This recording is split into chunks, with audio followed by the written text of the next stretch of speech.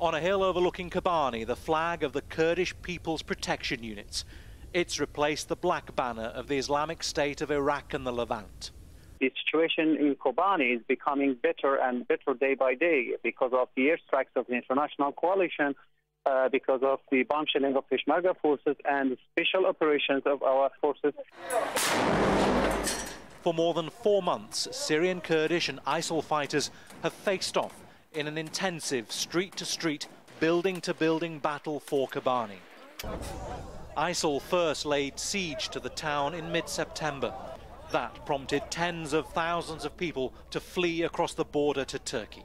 By early October, ISIL fighters controlled perhaps as much as half of the town of Kobane. But by then, Kobane had become a showpiece of the US-led air campaign in Syria.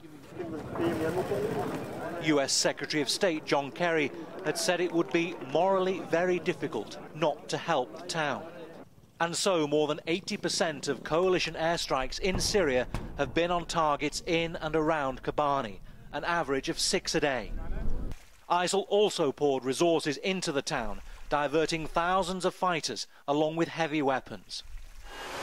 At the end of October, 150 heavily armed Peshmerga fighters from northern Iraq were allowed to transit through Turkey to join the fight for Kobane. And according to the Syrian Observatory for Human Rights, more than 1,000 ISIL fighters and more than 400 Kurdish fighters have been killed. Much of Kobane lies in ruins.